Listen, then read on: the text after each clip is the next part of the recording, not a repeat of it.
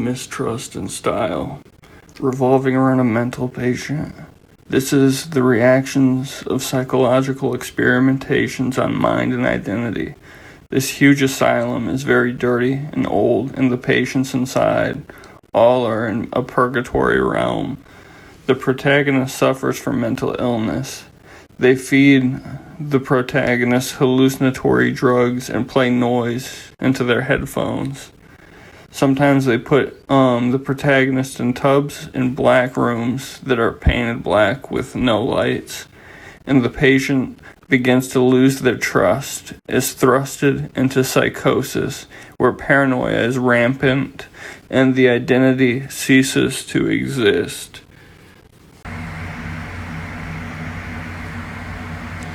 A massive cathedral sitting outside this long asylum. The asylum halls are long and linear. Some rooms are overtaken by nature, others are brand new. But a common theme within the rooms of the asylum are bloody floors and walls. Inside, there is always screaming coming from a special unit. It's like a cell-like room, with a window just letting in light, but it's impossible to see out of. The room is lit a dark green, and the walls are padded in white with a stone floor. A protagonist has been here since a young age. The cathedral outside is constantly influencing the energy around this building, and everyone knows this. Inside the asylum, it smells of floor cleaner and human waste. But the protagonist is used to this. The protagonist has been here for long enough to assume the routine of this eternity. At one point, all the patients stop aging, but it's not a shared age. Some grow very old, but some stay young. In this asylum, the TVs play disorienting tapes that have little to no resemblance of consumable media. It plays tapes of true crime, fighting, and subliminal messaging as a way to run psychological tests on the inpatients, as the inpatients are starved from all outside interaction and they don't question the material that they are consuming. The protagonist has frequent dreams of trips to small towns lit by orange streetlights and dark black roads, looking into windows along the buildings and seeing the sidewalks at night. This protagonist keeps a journal of art and plays and is deeply connected with the television tests. The television tests turn sexual in nature as the media begins to blur into softcore and hardcore pornography, is a test of morality and the mental health of an individual with the consumption of sexual media. Mistrust and Style. We say the strongest things simply, provided only that we are surrounded by people who believe in our strength. Such an environment educates one to attain simplicity of style. The mistrustful speak emphatically. The mistrustful also makes others emphatic. Friedrich Nietzsche. Amok is the overseeing collective. They have otherworldly powers and they align themselves with deeply anti-human philosophies and the philosophy of infinitism. A manifesto written by a patient found dead in a cell.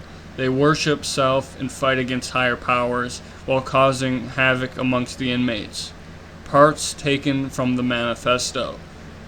Hate creates a barrier. Don't underestimate hatred as a wasted energy. In the same way, you wouldn't underestimate the perception of love. Human perception is ultimately useful for the survival of humanity.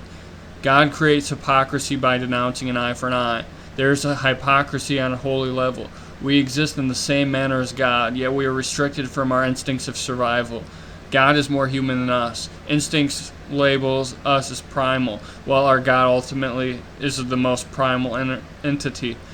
God uses souls as drones instead of using drones to strengthen and build souls. The manifesto has at least 4 pages and 8 additional pages of reflections from the original author, suicidal nihilism, speaking towards other patients that the writer felt wronged him. The dead writer is an enigma. The writings left behind were very dark and inspired by texts speaking towards social Darwinism and the rejection of holiness. No one truly knew the writer, but the texts leave grim and dark reflections on the state of being of the final days of the writer, and the final writings could be reflected on in the style of a suicide note. The paragraphs are labeled "A Way of Living in the Art of Death," "The Modern Day Anti-God," "Symbols," "State of Mind," "The God of Nothing / The Death of God / The Most Unlikely God," "The Birth of Death," "The Creation of Primal Minds," "Destroying the Minds," "The Summoning of Evil," "Crucified God," "Cutting Off the Ears and Mouth," "Living," "The Eternal Struggle," "Corpse of a Man," "Mind and Thinking," "Praise Evil," "God Was an Idea," "Friends and Foes." Not much of the manifesto is truly known about, except on the part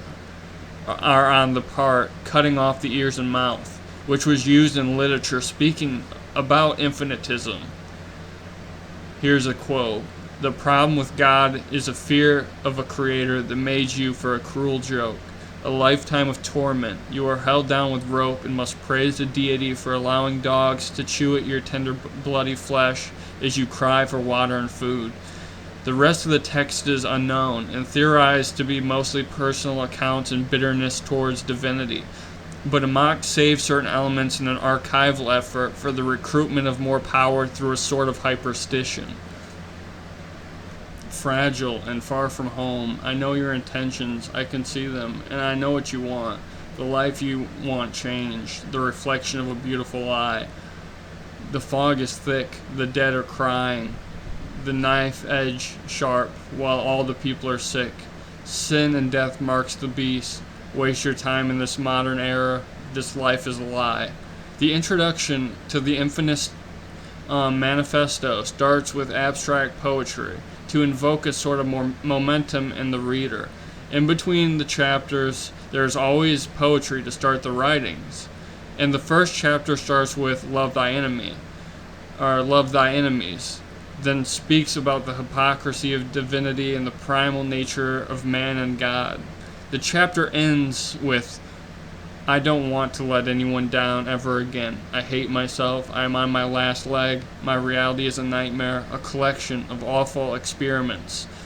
As if my mind were melting, everything is fractured and disorienting. I need punishment. I must pay the price for being so pathetic. Without me, the world can advance. I will bring upon a change." The protagonist is separated from the philosophies and more in tune with the cultural phenomena of the asylum. As stated before, the protagonist is deeply connected to the propaganda of the television sets that are constantly running. The doctors also introduce art as a weapon for experimentation. Music here is archived on blank CDs labeled with numbers and letters. Books are carried around by the staff to help the process, along with the testing of each individual who is at the bottom of the asylum's hierarchy. Amok are above the nurses, and the nurses are above the patients. And the patients are above the animals and truly broken individuals who have no use in the asylum. The very top of the hierarchy is the doctors. The doctors have esoteric and unique powers that control Amok and use them for power, but mostly rely on nurses as a sort of enforcement of propaganda.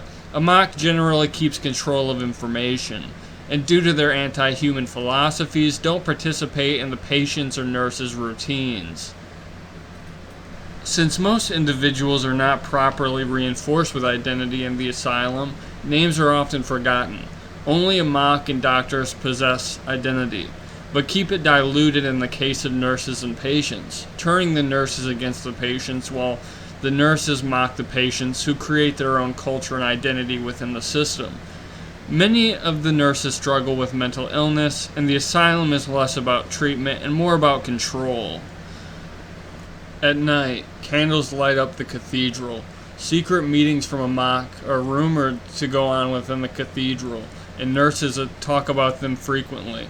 Many of the nurses believe the texts of Amok are spread throughout the asylum to build energy to the cathedral grounds, where special altars collect energy from individuals inside the asylum and spread negative energy back onto the patients. The cathedral is big and has large black walls, rows of windows going up, and it's extremely large and well lit. Libraries can be seen inside, and the bottom floor has huge wooden doors. Amok never enters this cathedral all at once, but individuals spread out their time, entering every 20 minutes starting midday. Sometimes red lights are seen from the cathedral, but it's rare to see anyone pass by any of the many windows. These recordings are centric to the very core energy of the groups. Each collection of sound is distributed amongst the circles. Some reject the recordings, but Amok collects every recording and tries to curse the other groups. Infinitism at its core was originated by one person and had a small circle in Amok. The original recordings that were created through the energy of the writings and manifestos were Suicide Factory and Apoplexy. But the original recordings, the very original recordings, were half done through the actual writer of Infinitism, but finished by Amok. The original creator of the recording, or the original collections of the recordings, were found and used. They were finished by conjuring the soul of the original writer, who was very opposed, but was forced through scrying and ritual. The finishing of Suicide Factory and Apoplexy were created during some sort of sound ritual, and they were created in a 3-day period. The manifesto was held close to the recordings and used in the same rituals in a way to insult God through nihilism, anti-theism, and anti-divinity, and anti-humanism. The suicide writings were lost, believed to have been in a fire because the original writer cursed Amok for summoning him. State of Decay is a collection of propaganda played on televisions. Mistrust in Style is highlighting the experiments and various propaganda examples.